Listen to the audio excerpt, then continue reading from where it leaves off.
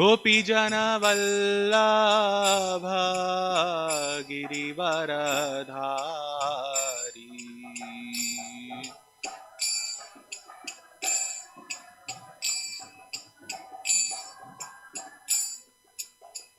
यशोदानंदन ब्रज जनरंजन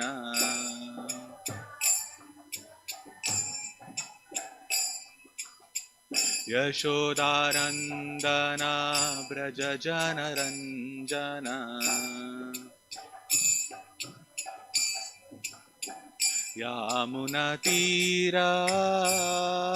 यामुनतीरवनचारी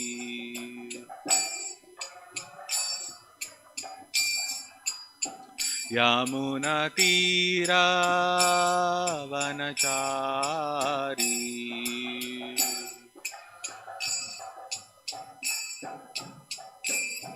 जय राधा माधव कुंज बिहारी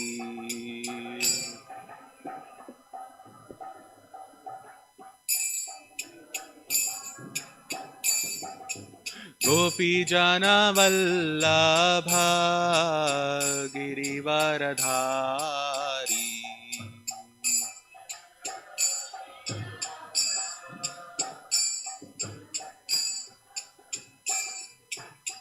यशोदानंदन ब्रज जनरंजन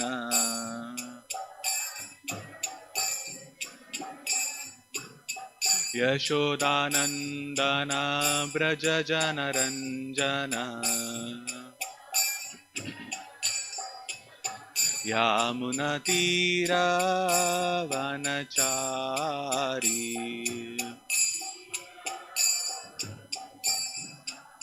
यामुनतीरवनचारी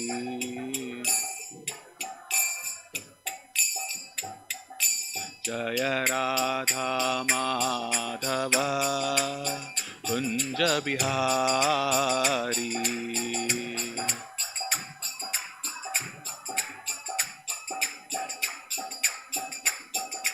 गोपीजन वल्लभ गिरिवरधारी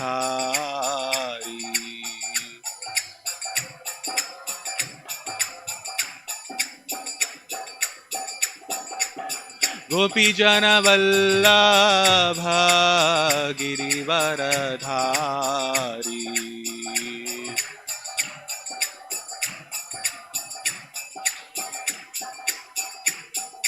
यशोदानंदन ब्रज जनरंजन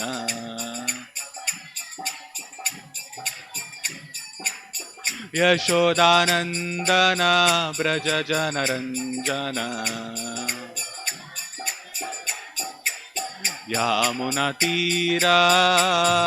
यामुनतीरवनचारी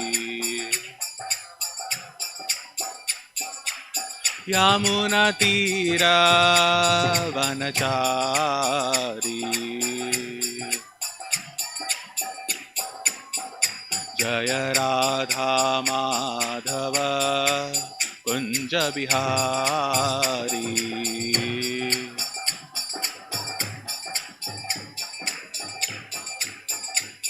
जय राधा माधव कुंज बिहारी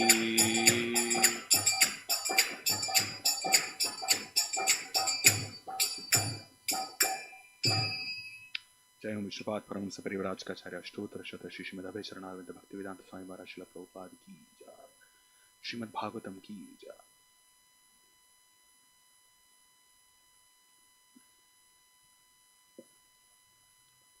ओम नमो भगवते वासुदेवाय।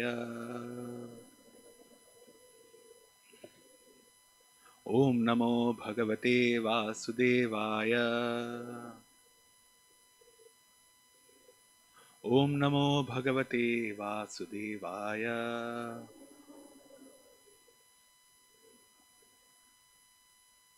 So today we are reading from Srimad Bhagavatam, Canto 10, Chapter 7, the killing of the demon Trinavarta, text 10 and 11. So I'll read the text 10 and then we can together recite text 11, text 10. न ते श्रद्धधिरे गोपा बालभाषितमित्युत अप्रमेयं बलं तस्य बालकस्य न ते विदुः. Translation: The assembled gopis and gopas, unaware that Krishna is always unlimited, could not believe that baby Krishna had such inconceivable power. They could not believe the statements of the children, and therefore they neglected these statements as being childish talk. Text 11. Please repeat. Rudantam sutam adaya yashoda grahashankita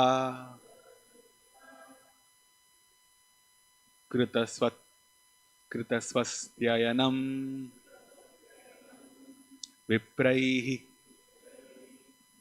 suktaihi stanam apayayat.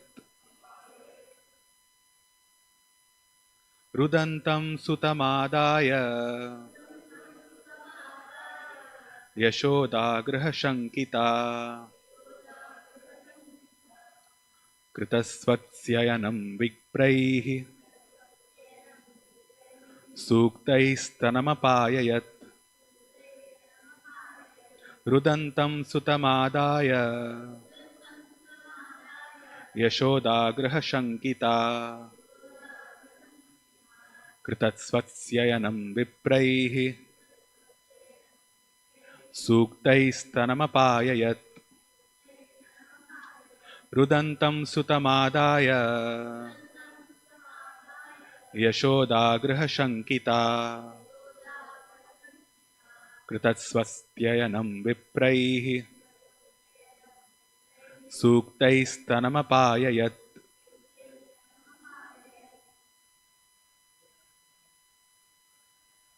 Rudantam sutamadaya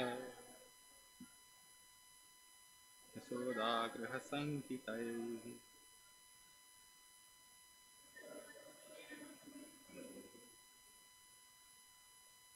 suktaistanamapayayat. Rudantam sutamadaya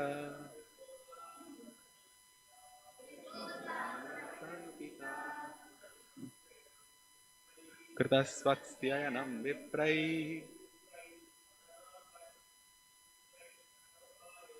suktaistanamapayayat. Rudantam sutamadaya yashoda grahashankita kritasvatyayanam vipraihi suktaistanamapayayat.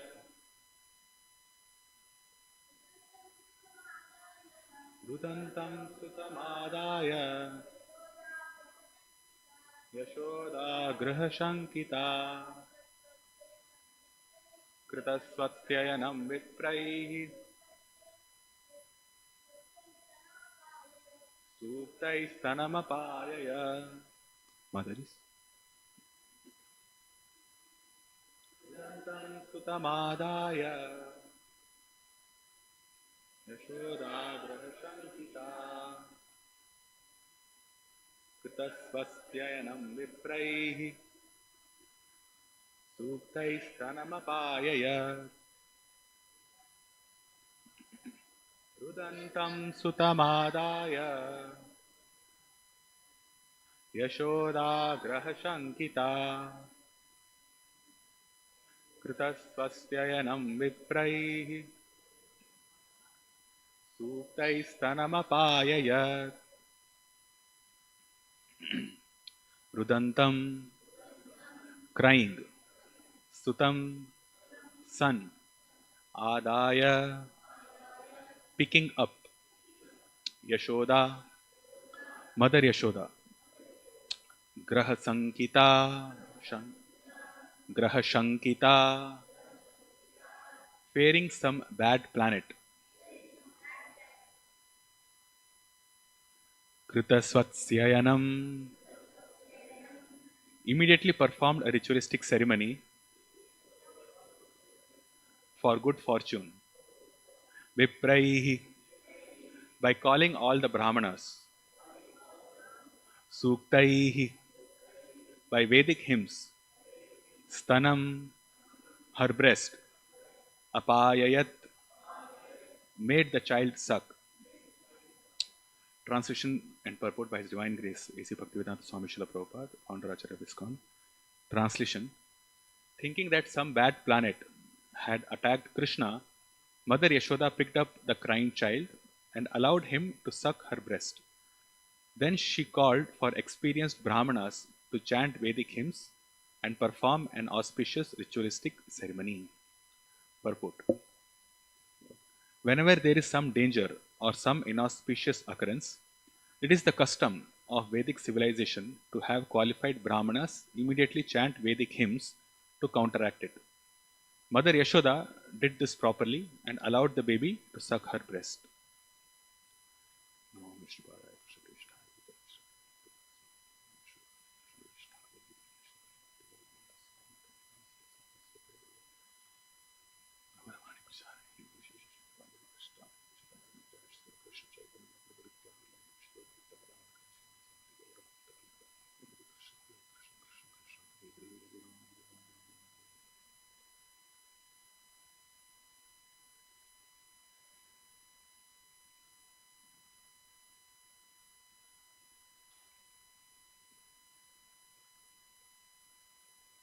So I'll read the translation again. Thinking that some bad planet had attacked Krishna, Mother Yashoda picked up the crying child and allowed him to suck her breast. Then she called for experienced Brahmanas to chant Vedic hymns and perform an auspicious ceremony. So, continuing our discussion on the 10th canto, chapter 7. So, we are fortunate that we are discussing this canto because the Kartik month has started, and now it's mentioned in the Shastras that whatever devotional service is performed in this month is the benefits that devotees get is manifold. It's multiplied exponentially.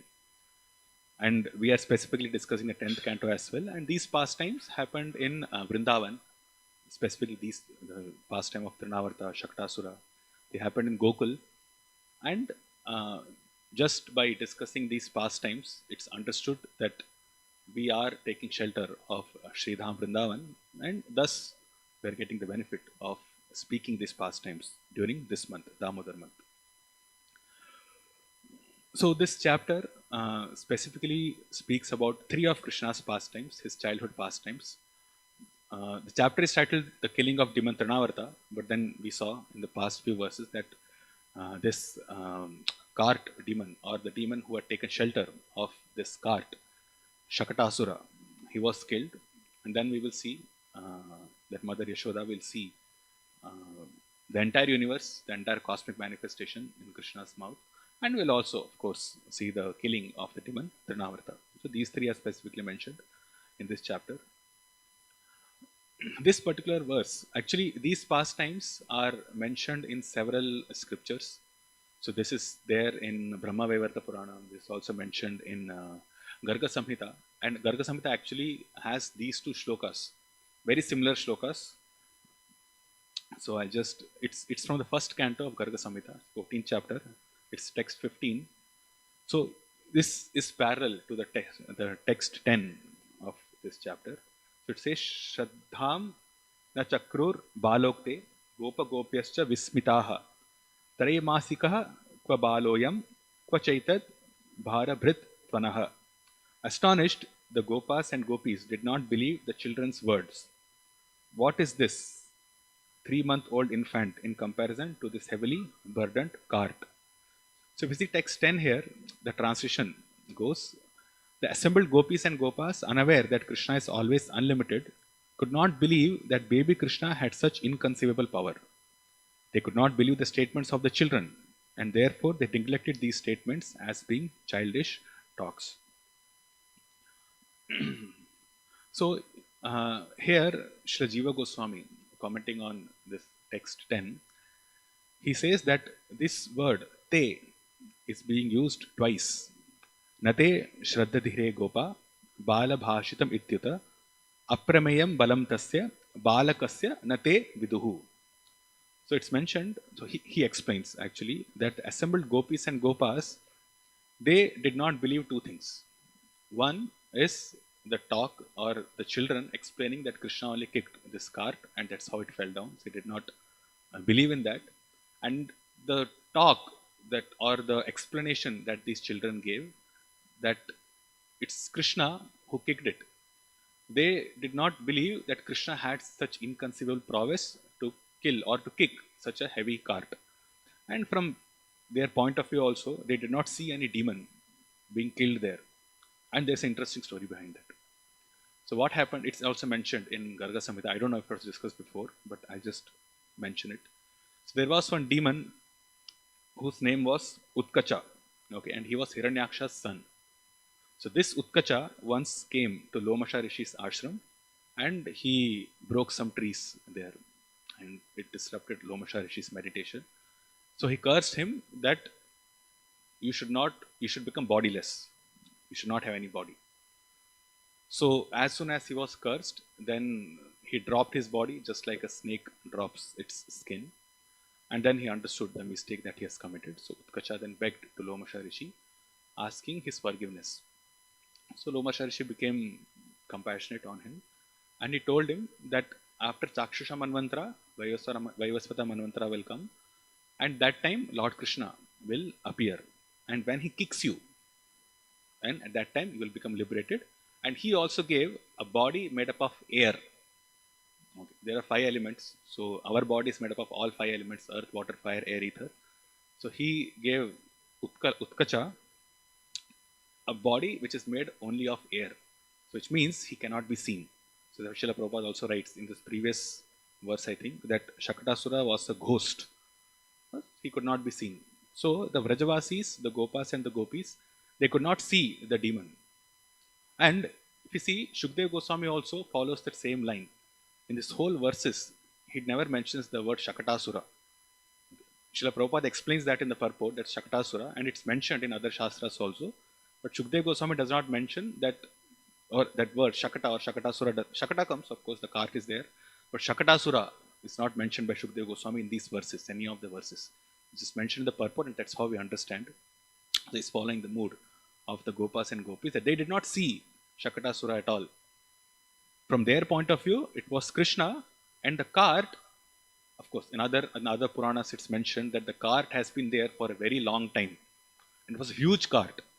So Srila Jiva Goswami, explaining the dimensions of the cart, he says, he quotes actually from Vishnu Dharma, and there Arjuna is speaking to Krishna.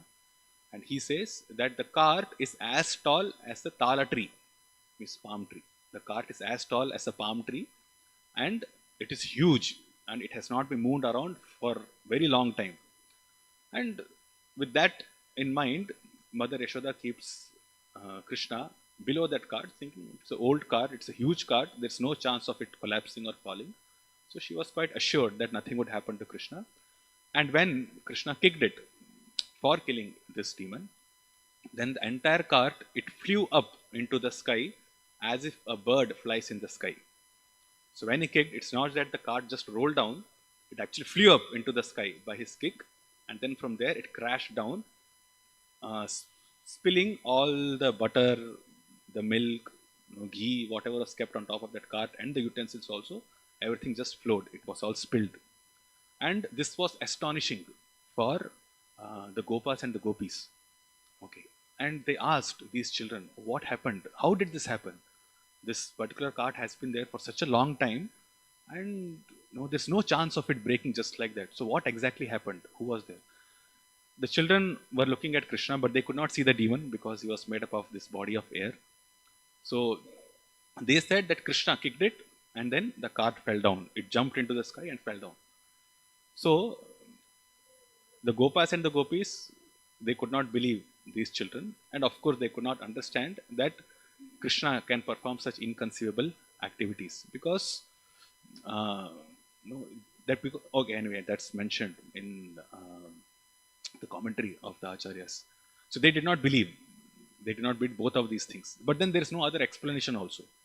What other explanation is there for that cart to get demolished like this or to break? And it's mentioned that the wheels came apart, the axle came apart, the spokes came out, and the entire cart just turned upside down after it went to the air. So how is it possible? No, they could not believe. It's not possible for them. And this is specific shabda that's mentioned. Aprameyam palam tasya balakasya nate viduhu. Aprameyam. It's mentioned here. So now this word aprameyam is significant. It is derived from I don't know the root of this word, but then it's prameya and aprameya. And when we speak of prameya, prameya are those things which can be known, or which is called, the actual definition is that prameya means it's an object of knowledge. So for a particular object, the knowledge that can be gained about it is called as prameya. And aprameya means about whom no knowledge can be gained. The actual translation comes to that. Prameya is the object of knowledge, but the Lord is mentioned, or his inconceivable potencies cannot be known at all. And Shastra also supports it. So when I was, I just tried to find out, we have heard this before, but when I was trying to find out specific references regarding this, so there are references in Bhagavad Gita and Srimad Bhagavatam also, where the inconceivability of the Lord, or specifically mentioned that the Lord cannot be known, his energies cannot be understood. There are several verses. So one comes in Bhagavad Gita, it's in the 13th chapter, the 16th verse. Krishna says, Bahirantascha bhutanam acharam charam evacha sukshmatvat tat avijñeyam durastham chantike chatat.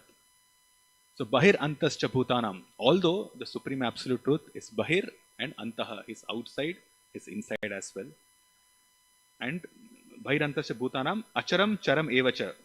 So he's also there in all the stagnant or stationary living entities, and Charam in moving living entities also. But because he's so Sukshma, Sukshatmat, Tad Avijñeyam, it's Avijñeyam, it's impossible to understand him. Durastham Chantike Chatat. And another characteristic of his is he's far also and is near as well. But although he's so near, we'll not be able to understand him. We'll not know him. So this is one explanation of Aprameyam. So although the Lord is there, he's outside, he's inside, he's there in moving living entities, non-moving living entities, he's inside us also, he's outside us also, but still we cannot know him. Another reference, another place, it's mentioned in Srimad Bhagavatam, Canto 3, Chapter 6, Text 40. This verse goes, Yato aprapya nyavartanta vachascha manasasaha aham chane ime devas tasmai bhagavate namaha. Yato aprapya nyavartanta. So aprapya, he cannot be attained. He cannot be attained. We cannot know him by vachas, by our words. Manasa, by our mind, and aham, by our individuality, by our ego as well. So the only thing that can be done is tasmai, devas tasmai bhagavate namaha. We can only pay our obeisance to him, but we cannot understand him. We cannot know him. Then again, it's mentioned in Srimad first canto, 17th chapter, text 23. Athva deva maya nunam gatir agochara. Agochara, we have heard from Srila Prabhupada that go, there are two meanings. There is the senses, go means senses, and go also means cow.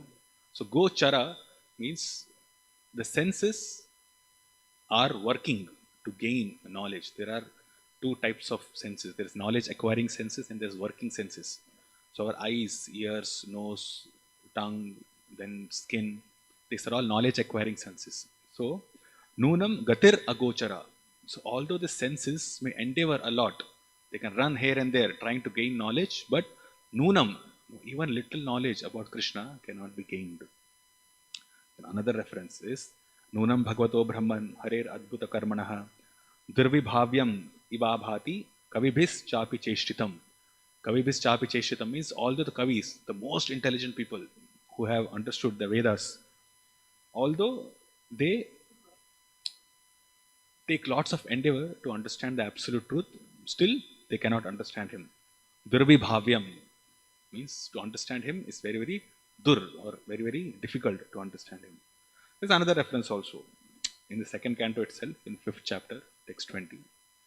So it says, Sa Esha Bhagavalingais Tribhir Etair Adhokshajah Swalakshita Gatir Brahman Sarvesham Mamacheshwaraha.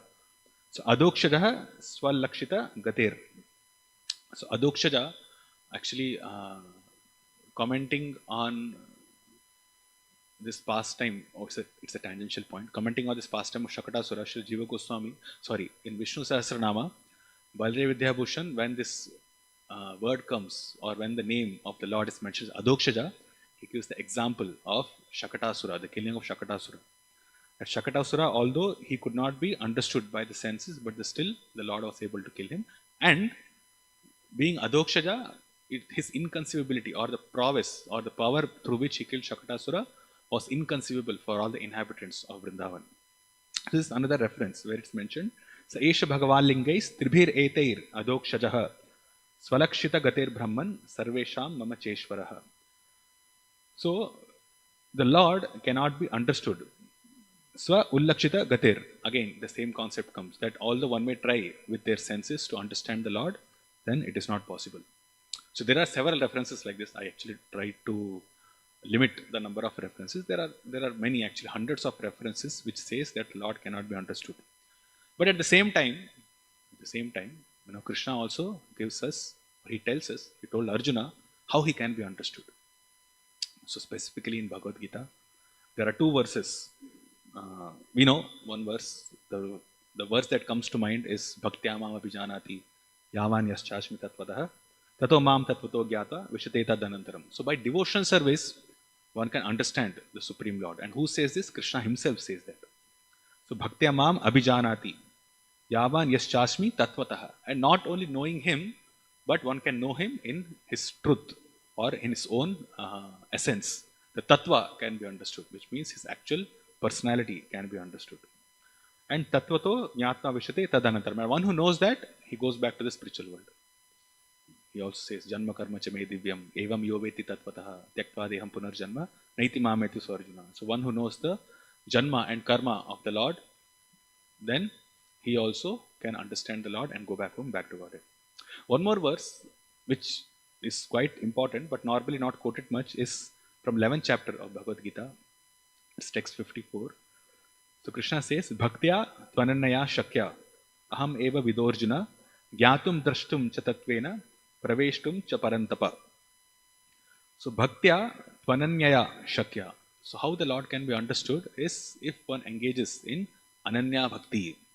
Ananya Bhakti means that devotional service which is not contaminated by fruitive activities and philosophical speculation. Aham Eva Vidorjuna. By doing this kind of devotional service, Ananya Bhakti, one can understand the Lord. And Gyatum Drashtum Chatatvena. Gyatum means one knows about him by performing this devotional service, and one can see him as he is by performing devotional service, Chatatvena. Praveshtum Chaparantapa, and one can understand the mysteries of his appearance and disappearance. So what we have seen in the last 5 minutes is there are references for both, that the Lord cannot be understood, and there are references that the Lord can be understood as well. And the distinguishing factor is, of course, devotional service. Now, according to Vedic culture, there are several ways one can connect to the absolute truth, and it's mentioned in Bhagavad Gita as well. There are different ways. Through Karma Yoga, one can have connection with the Lord. Through Dhyana Yoga, one can have connection with the Lord. Through Jnana Yoga, by cultivating knowledge from the Vedic scriptures, one can associate, or not associate, but one can have connection. Yoga can be there with the Lord. But in none of these places, Krishna says that by performing these different types of processes, one can know me. He says, Bhaktyama Vijanati, Bhaktas Tvarnaya Shaktaya. Only by performing pure devotion service, one can know me. Otherwise, it's not possible to know. So, although, one subtle understanding here is, although Karma Yoga is performed, it's recommended in Bhagavad Gita, and Jnana Yoga is also recommended, then Dhyana Yoga is also, actually sequence of chapters. Third chapter speaks about Karma Yoga. Fourth chapter speaks about Jnana Yoga. Sixth chapter speaks about Dhyana Yoga. All these things are mentioned, but these are different stages in understanding the Lord. And one more important thing that we should understand is that these stages are contaminated by the three modes of material nature. So when a person takes up Jnana Yoga, maybe I can define Karma Yoga is one who's attached to activities or the fruits of activities, that he does those activities, but the result he gives to the Lord. So there is still some attachment to the activity and there's still some attachment to the result of the activity.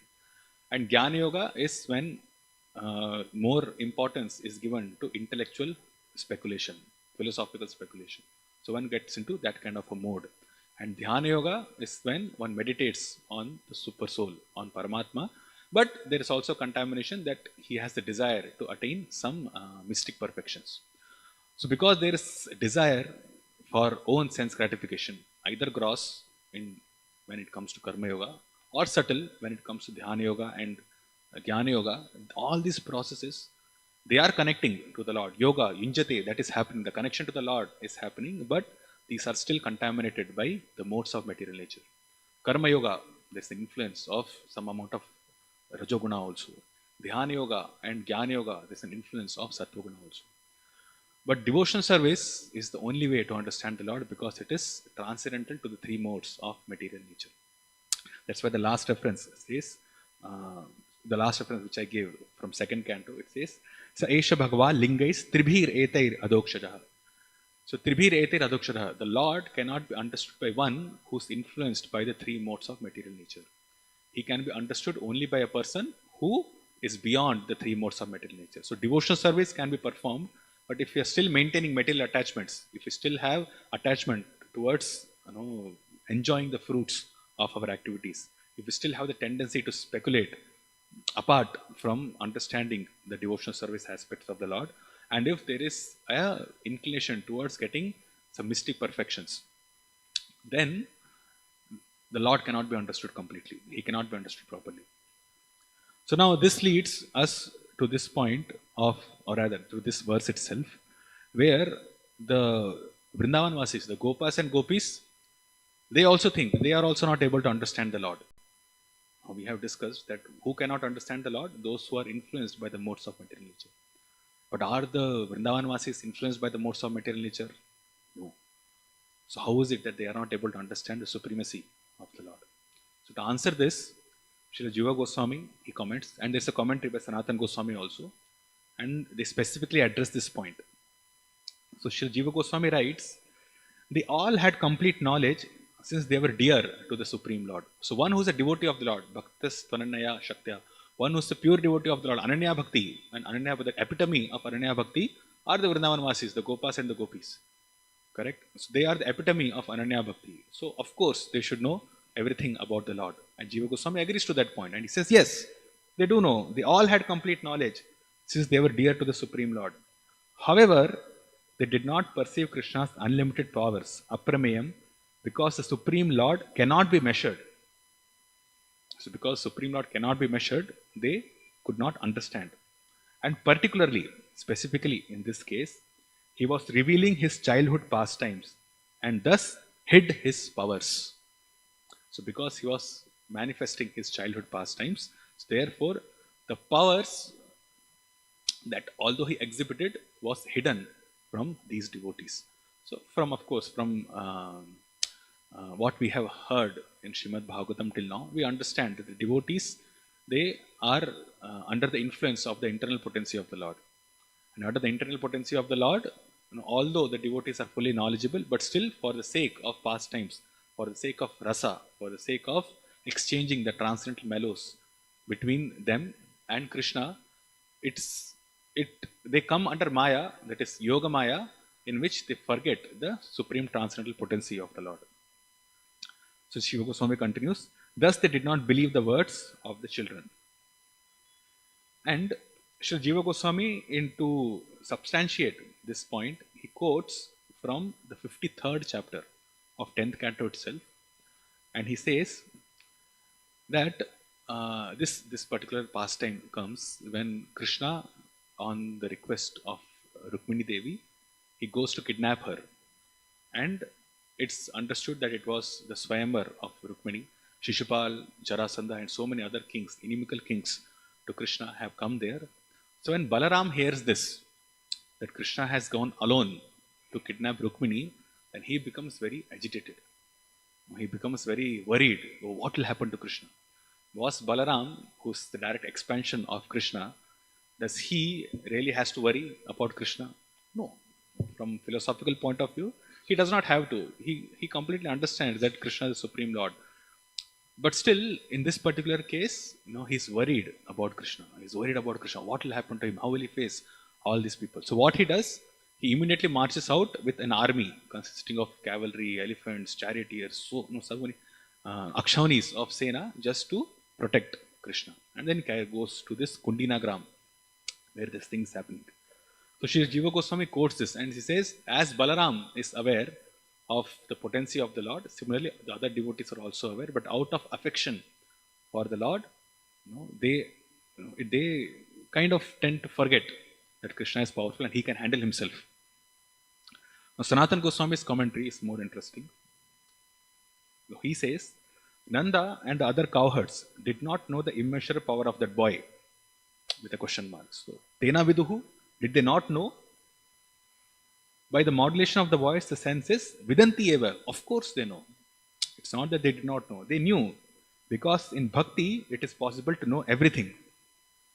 Nevertheless, they did not believe the boy's statement. Na shraddhadhire.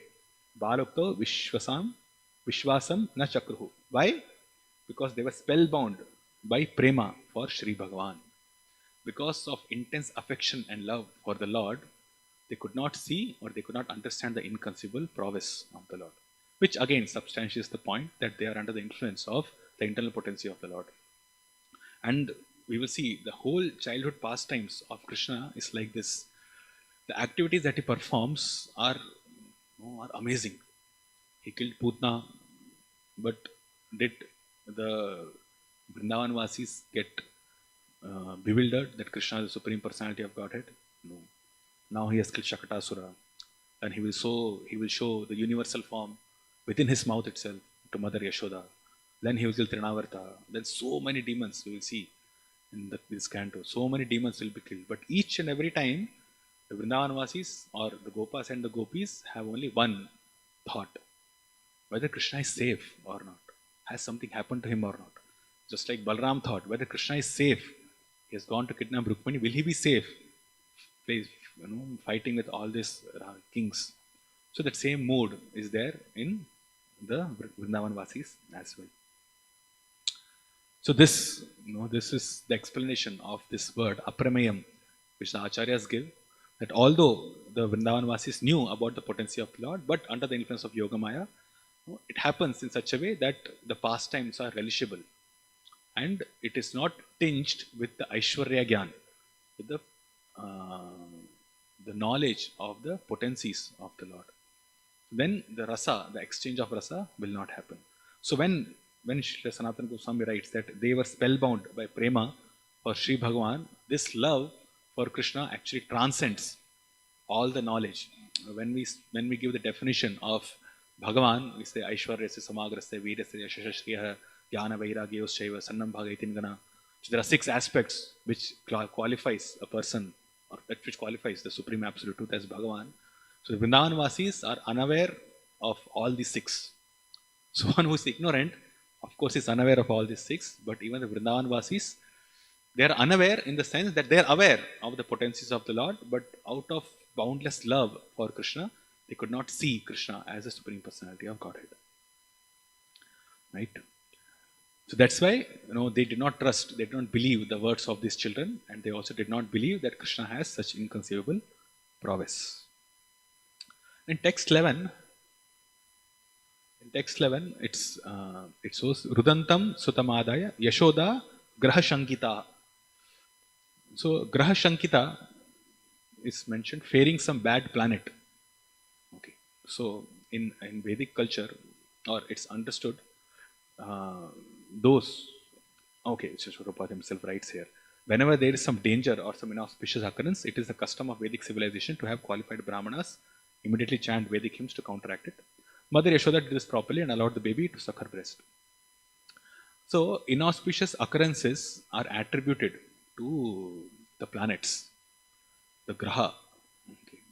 So, how this works is the graha by themselves are classified that some grahas are auspicious, some grahas are inauspicious. But the understanding is that the grahas themselves are neither auspicious or inauspicious. They actually give auspicious results and inauspicious results. So this is determined by the horoscope of a child or of a person. So the time and the time, the place, and the day during which he takes birth, the planets are in specific position. So it's like a photograph of the planet at that particular time.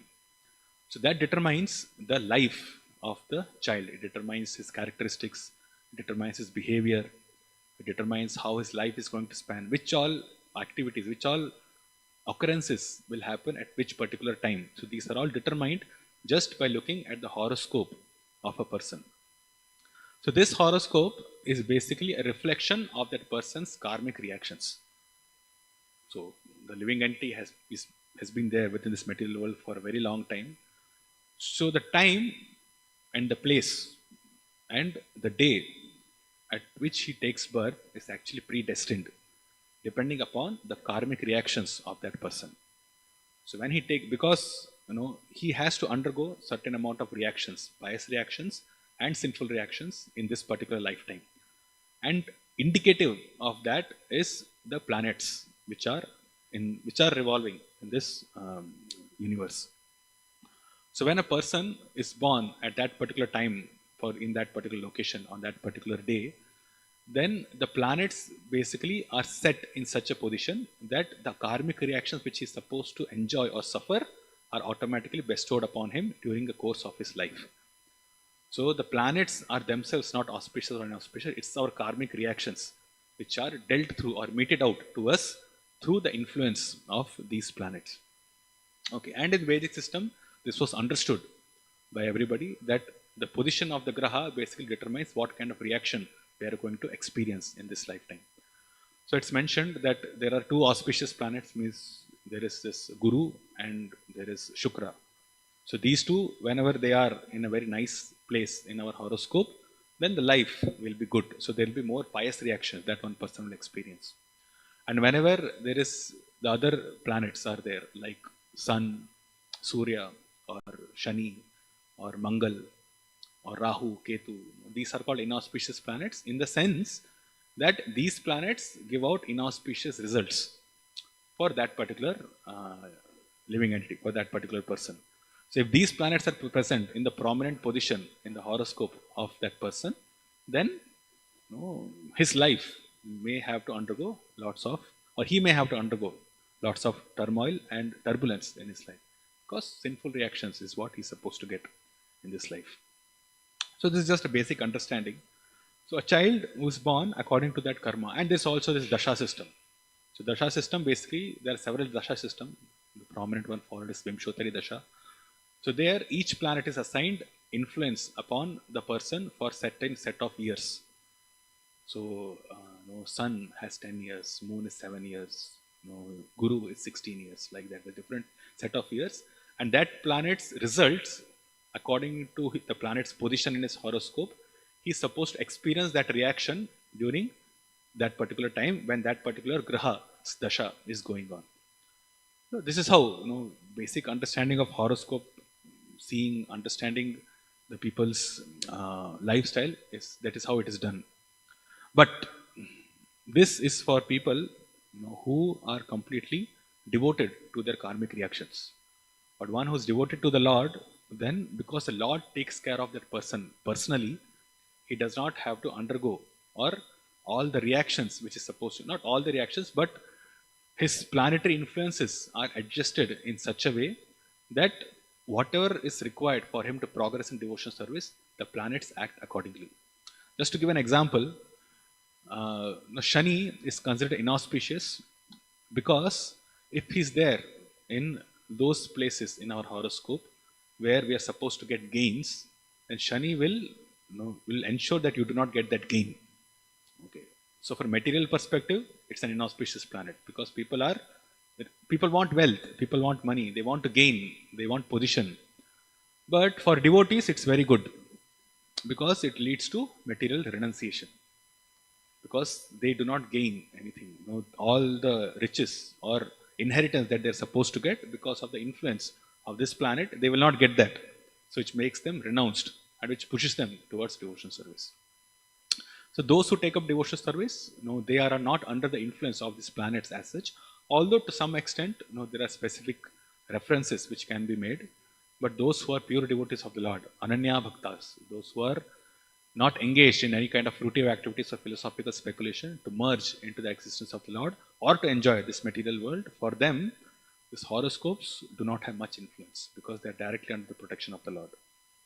Right? So just some simple points. So Graha Sankita, now Mother Yashoda is fearing that Krishna might be influenced by these grahas. So this is another instance where Yashoda, the knowledge that Krishna is the supreme absolute truth, he is the supreme personality of Godhead, the source of all the numerous incarnations of the Lord, the original Ishvara Parama Krishna, Sachidananda Vigraha, Anadiradir Govinda, Sarva Karana Karanam, that he is Anadiradir, he is the first person from whom all this creation has come, all the incarnations come from him, the entire material manifestation, spiritual manifestation, everything comes from Krishna alone. So will he be influenced by these grahas? Of course not. But what is the mood of Mother Yashoda? She thinks that there might be some influence of these grahas. So therefore, we should ask the Brahmanas to chant auspicious mantras for the benefit of the child. So all these pastimes or these verses which Shukdev Goswami speaks here, all this indicate that although they are pure devotees of the Lord, still for the sake of pastimes, for the sake of relishing the rasa between, or the desire of the Lord to relish rasa between his devotees, he hides this Aishwarya Gyan from his devotees. So your Mother Yashoda is thinking, oh, maybe because of its graha. And Srila Sridhar Swami, in his commentary, he mentions that Graha Sankita and the ritualistic performances and the suktas that the Brahmanas recite, suktahi, viprahi suktahi, the suktas that they recite, these suktas basically refer to those verses from the Vedic scriptures which are specifically used for driving away Rakshasas or spirits. Ghosts and Rakshasas which are driven away by these mantras, Mother Yashoda asked these mantras to be recited by the Brahmana. So they recite that. And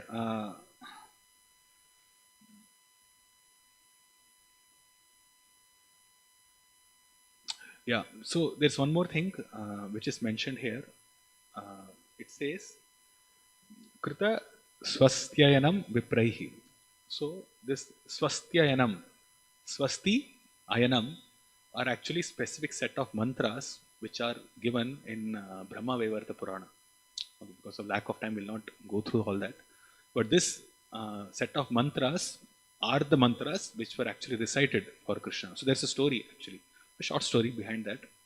So when Lord Brahma was in difficulty, when Madhu and Kaitab came and Lord Brahma felt perturbed because of their presence, he started meditating on the Lord, on Lord Garbhodakshaya Vishnu, who was inside Garbhodaka ocean in his Yoga Nidra. So when he was meditating on the Lord, Yoga Nidra Devi, she comes and she consoles Lord Brahma, saying, please do not worry. I will give you the mantras, reciting which it will protect you from all inauspicious elements. And then she recites this Swastyananam. So she recites this Swasti Vachana, this entire mantra.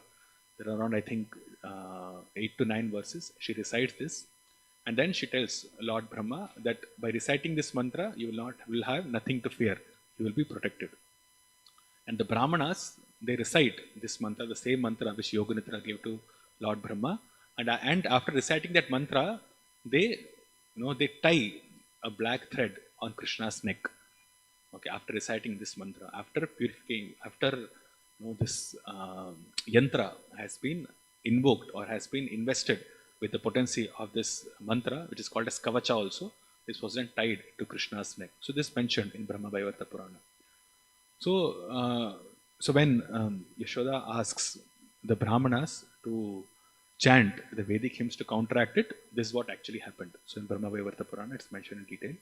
And Mother Yashoda did this properly and allowed the baby to suck her breast. So again, it's understood that normally when there's any difficulty for the child, it doesn't matter. The child is hungry, of course. He takes the mother gives her breast milk. But when the child falls down onto the ground, or whether the child is fearful, or any disturbance by which the child is disturbed, either by his body or in his mind, the only solution that the mother has to give is to feed him. And if she feeds him, then the child, it sleeps nicely or it becomes very satisfied and happy. So we will see that during Putana's pastime also, and all the subsequent pastimes, whenever this happens, whenever something like this happens, Mother Yashoda feeds Krishna.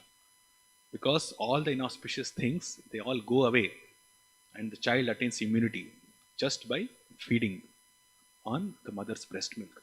So this is important. So nowadays people do not do that. Nowadays the mothers, they want to go out, they want to work, and they do horrible things. I don't know whether I should mention that or not, but they basically store their milk in one bottle, and then the child is given that whenever he becomes hungry. This happens actually, in US when I was there. So there was a specific room, which was a suction room or a pump room. They used to say. I don't even remember what it was said. So there, the mothers, they used to go. They take out the milk, they store it in a bottle, and then they give it to the child so that they can work in the meantime. They used to do that. Horrible thing, because this is not only satisfying the needs of the child.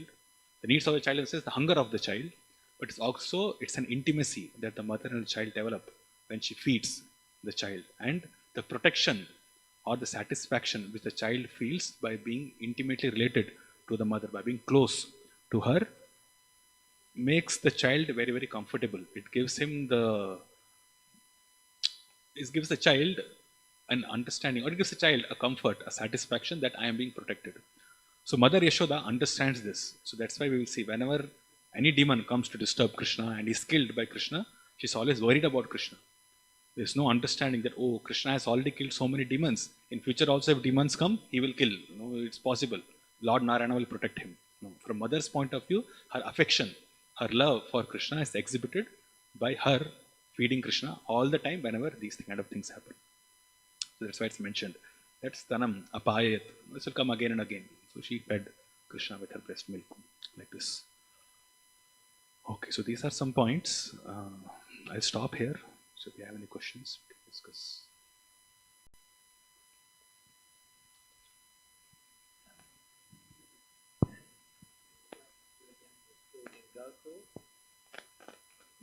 You said that the cart demon was killed in Gokul. Yes. Yeah.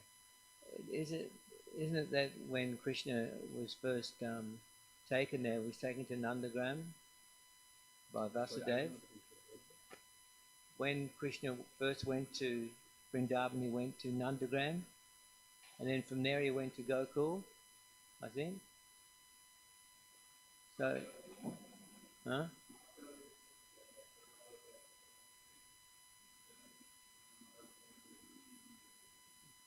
Then he moved to Nandagram. Yes. Okay. Next question. Yes. Yeah.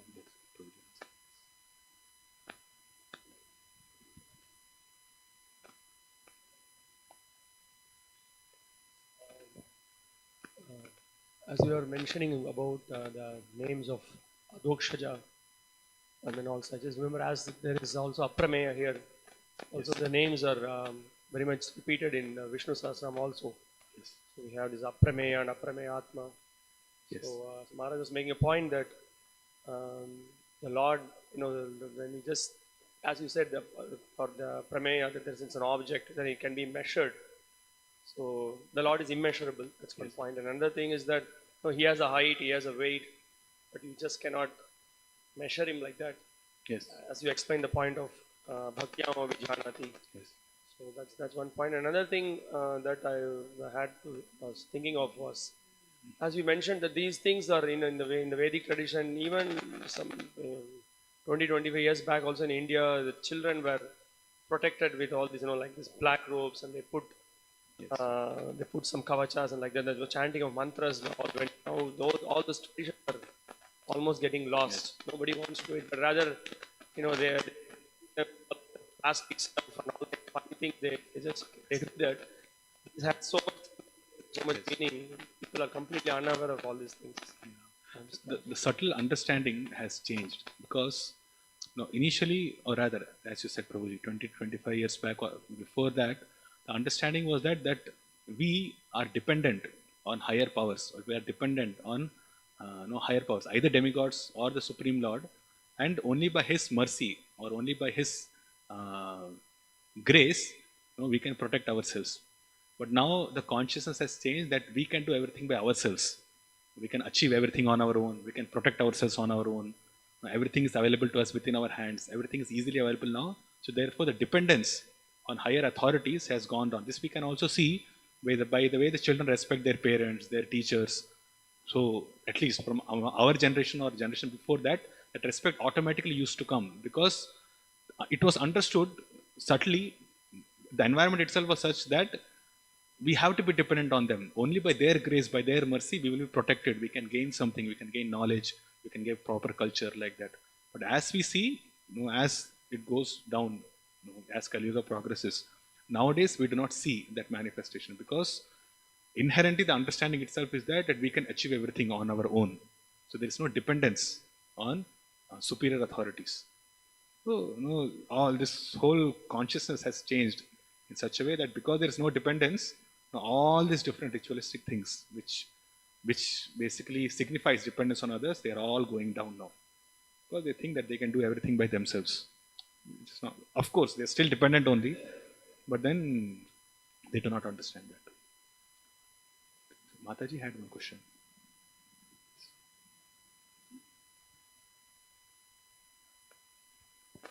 Prabhu, if our karma dictates our suffering, how do the Vedic hymns counteract and protect us if it's our karma to suffer?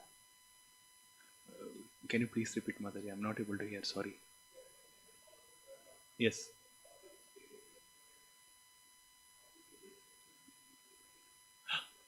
Okay, so if we are supposed to suffer specific karma, how the Vedic hymns protect us? Is that right? Okay. So these are recommended in the Vedic scriptures itself. Okay, so if we are supposed to undergo certain type of suffering, then if this particular ritual is performed, then that suffering can be mitigated for that particular time. Okay, so there are recommendations in the Vedic scriptures. So just like when anyone performs sinful activity, there is prayashchitta, which are also mentioned in the Vedic scriptures. So those prayashchittas which are mentioned in the Vedic scriptures, they can counteract the sinful reactions which is one is supposed to get for the sinful activity that he has performed. Okay, that is there.